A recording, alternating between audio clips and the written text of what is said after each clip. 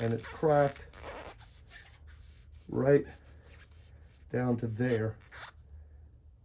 So what I'm going to do is I'm going to be a little generous, come down here, I'm going to cut it right here, because you don't want to have to cut it twice. So be a little generous with the cut, give it a little cushion. And wearing a mask, because you don't want to breathe, and gloves, because you don't want to breathe in the carbon fiber dust. Yeah, I mean, it's not going to, 1 or 2 times, it's not going to kill you, but it is bad for your health. So why not wear it? And the gloves, it's the same thing. Carbon fiber get into your skin. It's not good for your health. But also, you get a carbon fiber splinter, it really sucks, because it's not like wood. You know, it doesn't like dissolve. You have to get it out, or like metal or something to just stay there. So so that being said, what I like to do is get like some tape, like just whatever, any kind of tape. Electric tape probably worked better. This is the first one I grabbed, and I'm just going to take a nice piece of it. Take a nice piece of this tape. I don't know if you put this electric tape to hold it together. If so, that was a pretty good idea, I guess. And again, as you can see what I'm doing here, I'm going, sorry about that. Okay, so I'm gonna come, I'm using the tape for 2 reasons. One is to mark where I'm gonna cut, but I've also been told this will help reduce the chance of it splitting while I'm cutting it. So yeah, so I'm just gonna cut right there. But since I had all that tape, I just went ahead and used it. I mean, tape's cheap, pole's not. So, you know, we might as well. I want to get a fresh hacksaw blade. Ideally, you'd want to use a brand new one. I think this one should do fine. But if I notice it's a little dull, I will stop and change it out. Because again, you know, hacksaw blades are cheap. Pole is not. So here we go. It's right about there. Just hold it steady and just don't push down. You know, just kind of let the blade do the work, because you need to cut through. You don't want it to split or tear, because then you have got to cut it again. And that does happen. So I'm very, very mindful. So I kind of, once I feel it go through, I'm going to turn. I find it works good to go ahead and turn it like this. So I'm just cutting through the surface. So I'm just cutting through the area facing up. I'm not trying to cut through the sides, you know, all the way down like you would like with wood or metal. See, I can already feel it kind of dragging a little bit. So then I just rotate it like 15 degrees, and I keep cutting. This is why you don't want to use a power tool, because you need to be able to feel it. You need to be able to feel when the blade starts to drag. And I'm being extra precise about this, you know, because I've done it a few times. I mean, I'm sure you could do it a lot more sloppy, but why not take a little more time and do a great job. So you see how I'm doing this? I'm just wanting to get through that top surface there. Once I feel that the blade's starting to cut on these sides, I don't want to cut like that, so I rotate it. As soon as I start to feel some, oops, that's okay. See, that's another good thing about the tape I didn't think of. It could protect from the blade pops, like it just did there. If I was like being super good about it, I'd probably clamp this down when I do it, but I just use my muscles and get it done. We're getting there. So I'm just doing this slow and steady.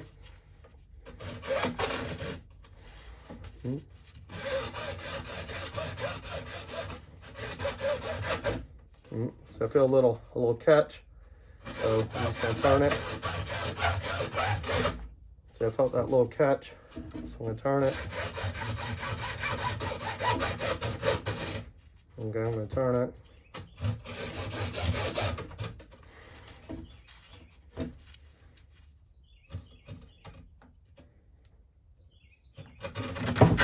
Oh, there we go. But you don't want to tear it away again. So it's still cutting. See? So I got a nice clean cut there. You see that? Now we're not done. That's just like step number 1, if you will. And putting this away. Got a little boneyard of all these pieces of carbon fiber. And so now we're done with the blade. So now we move on to sanding. So we don't got to go too crazy because this part will be under. It will be under the clamp. It'll be inside the clamp. So therefore, you know, it won't be out like that end. It doesn't have to be perfectly smooth because it's not going to get caught on anything and chip, crack, splinter, whatever you want to call it. I'm just trying to get this tape off carefully. Since I got gloves on. There we go. We're all done with this. We'll throw all that away. And that's a pretty freaking clean cut. So I stand by my method. Now, you know, it's never going to be perfect. So that's why we're going to sand it now. And this is you know, I don't think it has to be exactly 220, but this is just a good lightweight sandpaper. You see I already got some carbon on there from doing this before. And now what I'm going to do is I want to, let's see if you can see that, if I go like this. Yeah, I don't know if you can see it, but there's like little ridges there. I'm just going to sand this flat basically. And luckily, we don't have to go crazy like with tapering. Like on the bottom one, I would taper this edge off, and I would taper this edge off. But with this end, we don't have to do that because it's going to be inside the clamp. This is actually an easier side to repair. Sucks broke the clamp because that's kind of, it's like $10 something. I don't know for a new clamp, but you know, if it was this end, you know, just cut it off, sand it, and you'd be good to go. But I'm gonna have to see if I got a clamp that will fit. So I'll do in the next segment here. But that's about it. See, it sands pretty easy with even that lightweight sandpaper.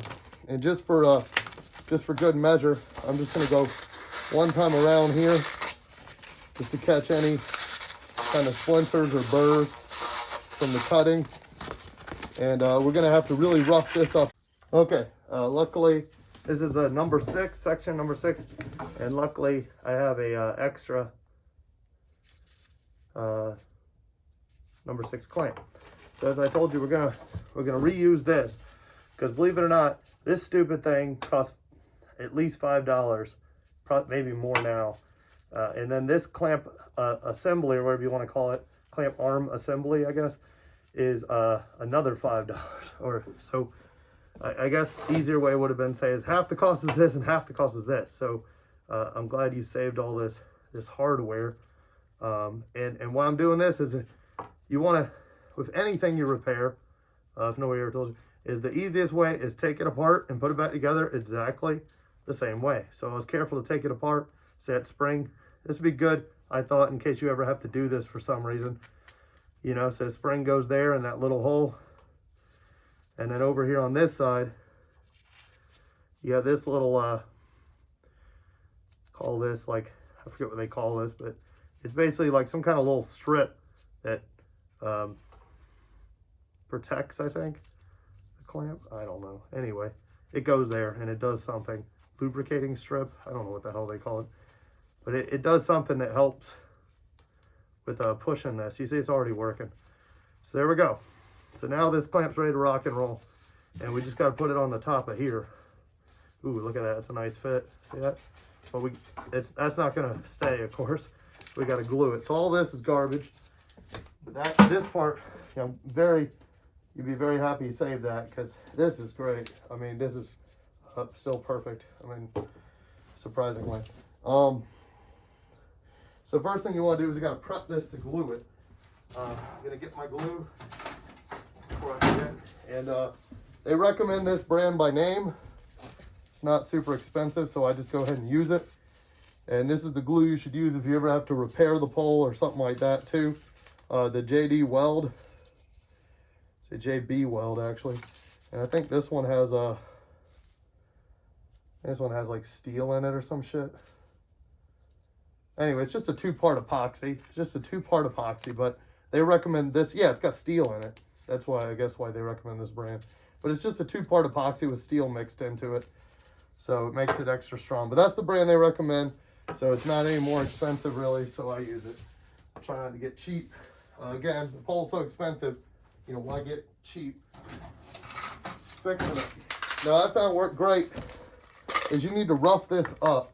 I could show you on the old one. Yeah, I still got it. Like I said, if you look, you'll see it's got these ridges around the top.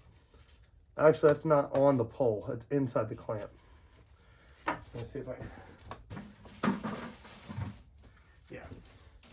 So I don't know if you can see that, but those ridges inside the clamp, they're not there from the factory. I don't know why. They should. So we got to make those, because they'll give it like something to pull against, ribs to pull against. So it'll make it harder for it to come off. These come here because of the glue. That's from the glue, not from actually scratching the surface. But what I will do is I will rough that up really good here in a minute. So I found this works. I tried it with sandpaper. It doesn't really do nothing. So I take a saw blade and make sure you get the right side. Looks like this might have been on a pole before. It's got a little bit, but not the kind I'd like. And I'm just gonna, you say it's just real simple. I'm just scratching.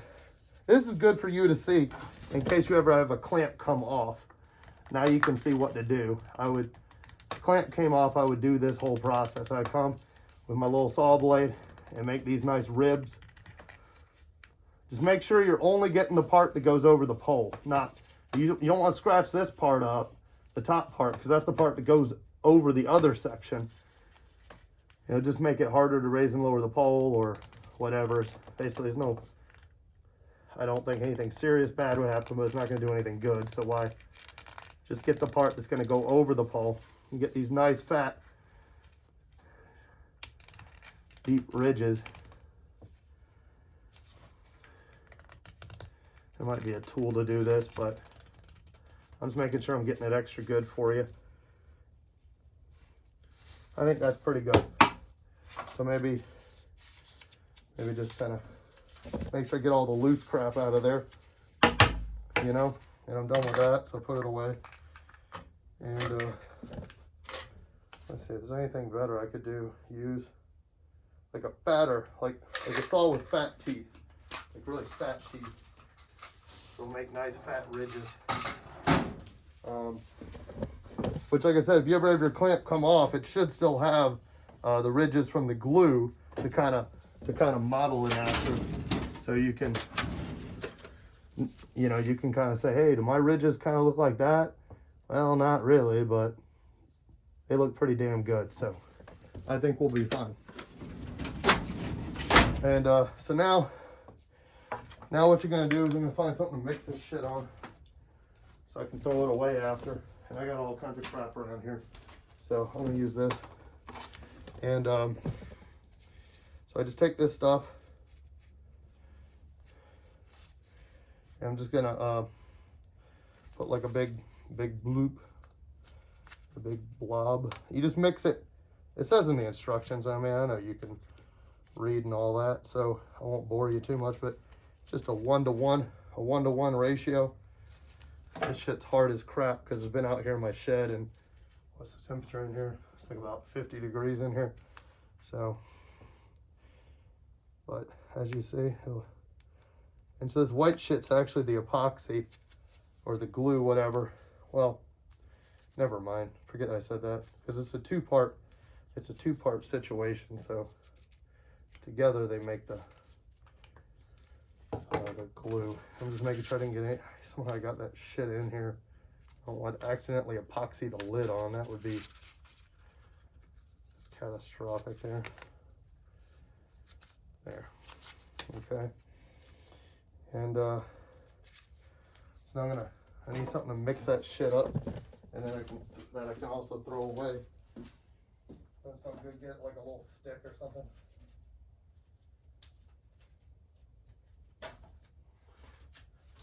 There we go. I just got myself like a little stick, and I'm just gonna mix this shit up. Luckily, they make 1 part white or black and 1 part white. Yeah, and then when you mix it together, it should get nice and gray. So you just keep mixing it until you don't see any white or black. You just see gray. You get a nice old big fat chunk of it there. And I'm just gonna, and be very generous with this shit again, because I mean, what the fuck is inside there? I got something inside here. I don't know what that is. Excuse my language. And anyway, so you just, again, you want to be very generous, because I mean, you're going through all this damn trouble and the pole's expensive. You don't want to be back here like a few months later doing the same thing again. So, you know, be real generous. I didn't mix up enough of this. As I said, just be real generous mixing this shit in. On spreading it on, that's where I was going. You know. It goes farther than I thought. It looks like it's going. Huh. I think that actually is enough. Well, as I say, you know, I probably went conservative subconsciously, because you could always mix more, but you can't mix less, you know what I mean? And yeah, shit's not that expensive either. I don't remember even how much it costs. So now I'm going to take the end of this. I'm going to get my roughest sandpaper I have, which is like a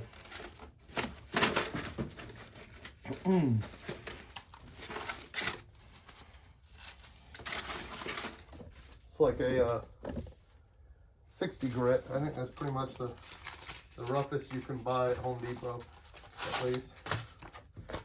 And then I'm just gonna rough up. I'm sure you're familiar with this with other projects. I'm just gonna rough up it, and you don't gotta go crazy. I just gotta rough up the part that the clamp's gonna go over.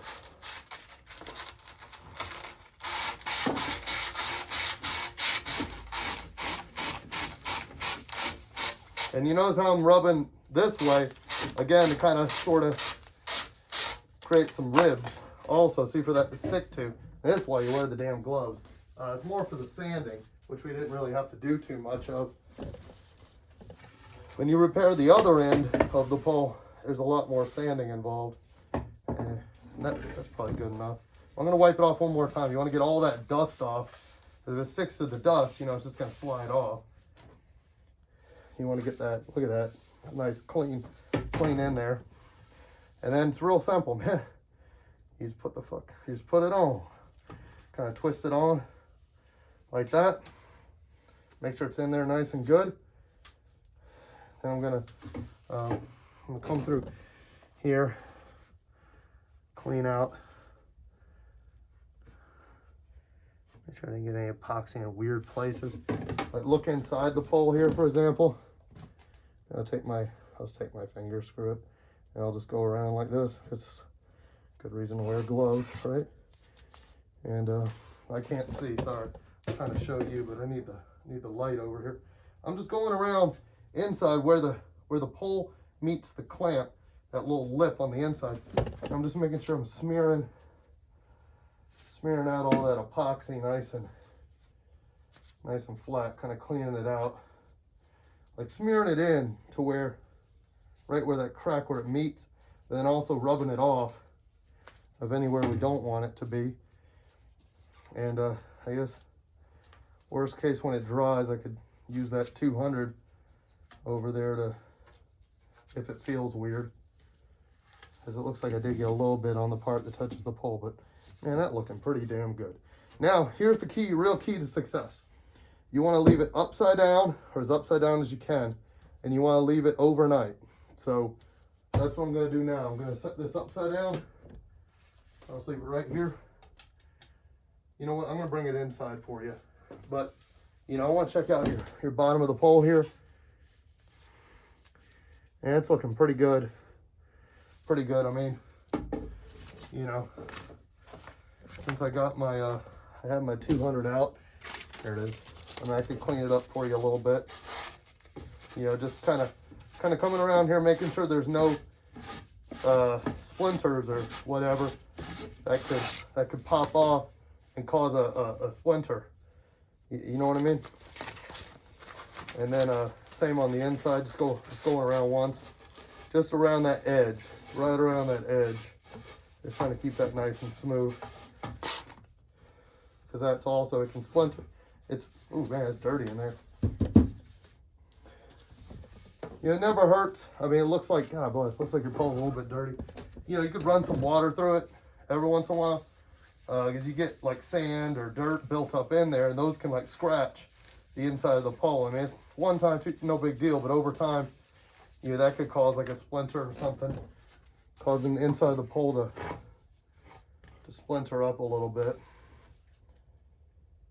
Ooh, you do got a little bit of a crack there. It's hard to tell if it went all the way through though. It doesn't look like it went all the way through, so I'm just gonna see if I can maybe sand it down, because it's just a splinter, I guess you could call it, when it doesn't go all the way through. I don't know if you can see that at all. I mean, God, it's hard. It's like right there, there's like a, you can feel it's like a little rough spot.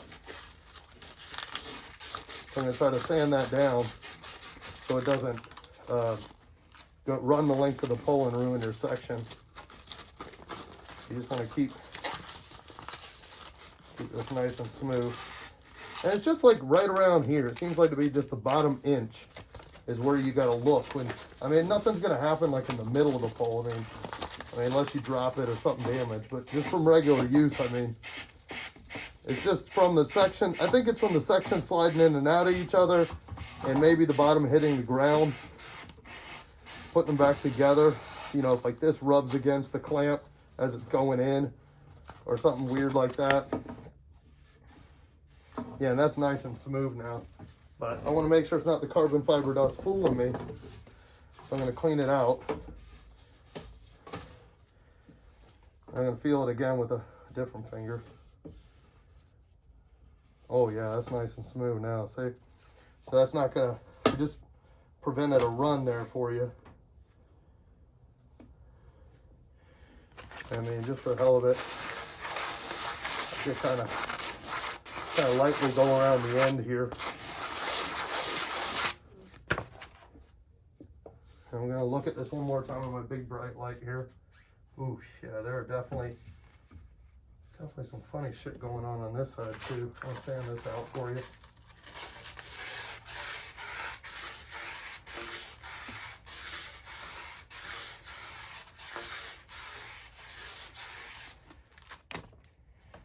Clean it out.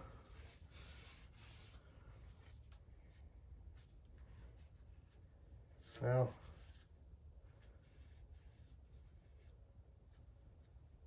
it's not perfect, but it's a lot better. From what I'm seeing, I don't know how long it will be, but probably eventually, yeah, sometime in the future, you just have to keep an eye on it. When this starts, this is going to start splintering here, this bottom inch. And when it starts to get splintery on the inside, you're just going to have to cut it off right there with the method I showed you at the beginning of the video. And then the only other step is, like I said, you got to go around this outside edge, like at, what is that, 45 degrees? And kind of to make that, so when you're putting sections in and out, it doesn't get caught and splinter out. And then you want to go just 90 degrees or, you know, flat around the inside, maybe a little bit. You know, just to kind of smooth that edge out on the inside too. Just make it nice. Make sure there's no splinters from the cutting, which I did show you when I did this end. So there you have it, sir.